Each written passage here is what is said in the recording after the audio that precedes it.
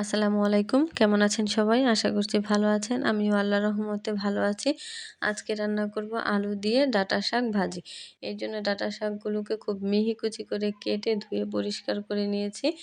এখন একটি হাঁড়িতে আলু, কাঁচামরিচ এবং ডাঁটা শাকগুলোকে খুব ভালো করে সিদ্ধ করে নেব। হ্যাঁ? সিদ্ধ করে ডাঁটা শাকগুলো থেকে পানিটা চিপড়ে আলাদা করে নিব।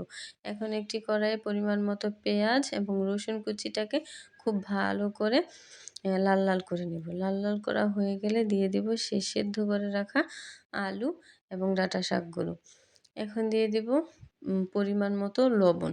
লবণ দিয়ে আলুগুলোকে খুব ছোট, ছোট করে ভেঙে দিব এবং ভাজা, ভাজা করে নামিয়ে ফেলব।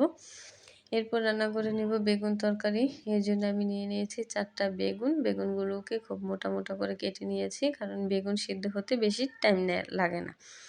তো এই যে বেগুনগুলোকে আজকে আমি এ ভেজে রান্না করব। ভেজে রান্না করলে বেগুনের স্বাদ খুবই ভালো হয়। এজন্য এখানে আমি দিয়ে দিলাম লবণ এবং পরিমাণ মতো হলুদ। লবণ এবং পরিমাণ মতো হলুদ দিয়ে এটাকে আমি ১০ মিনিট রেখে দেব। ১০ মিনিট রেখে আমি এগুলোকে খুব ভালো করে ২ পিঠ এদিক ওদিক করে আমি ভেজে নেব। এর তো ভাজা হয়ে গেলে অন্য একটি কড়াইতে পরিমাণ মতো তেল এবং পেঁয়াজ কুচি দিয়ে পেঁয়াজগুলোকে লাল করে ভেজে নেব। লাল করে ভাজা হয়ে গেলে দিয়ে দেব পরিমাণ মতো আদা রসুন বাটা। আদা রসুন বাটা দেওয়া হয়ে গেলে এবার দিয়ে দেব শুকনো মশলাগুলো, পরিমাণ মতো লবণ এবং হলুদ, মরিচের গুঁড়া। এই তো লবণ, হলুদ, মরিচের গুঁড়া মশলাগুলো যেন পুড়ে না যায় এজন্য দিয়ে দেব পরিমাণ মতো পানি। পানি দেওয়া শেষ হয়ে গেলে এটাকে খুব ভালো করে কষিয়ে নিব। যখন তেলটা উপরে চলে আসবে তখন বুঝতে হবে কষানোটা হয়ে গেছে। এই তো কষানোটা হয়ে গেলে সেই ভেজে রাখা আলু এবং বেগুনগুলোকে দিয়ে ঢাকনা দিয়ে ঢেকে খুব ভালো করে কষিয়ে নিব। কষানো শেষ হয়ে গেলে দিয়ে দেব পরিমাণ মতো ঝোল। ঝোল দিয়ে আমরা ঢাকনা দিয়ে ঢেকে দিব যেন আলুটা খুব ভালো করে সেদ্ধ হয়ে যায়। এখন আলুটা সেদ্ধ হয়েছে কিনা সেটা একটু চেক করে নেব।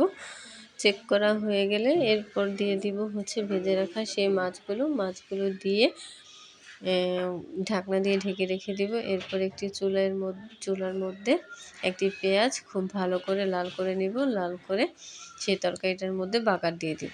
বাগার দিলে তরকারির স্বাদ ১০ গুণ বেড়ে যাবে। এরপর আপনি চাইলে এখন পরিবেশন করতে পারেন। তো আমি স্বাদ আরেকটু বাড়ানোর জন্য এরপর দিয়ে দিব কিছু কাঁচামরিচ এবং ধনিয়া পাতা। ধনিয়া পাতা এবং কাঁচামরিচ দিয়ে চুলাটাকে বন্ধ করে রেখে দিব। এই তো তৈরি হয়ে গেল আলু বেগুন দিয়ে মাছের ঝোল। তো কেমন হলো তরকারিটা অবশ্যই আমাকে কমেন্ট করে জানাবেন। আল্লাহ হাফেজ।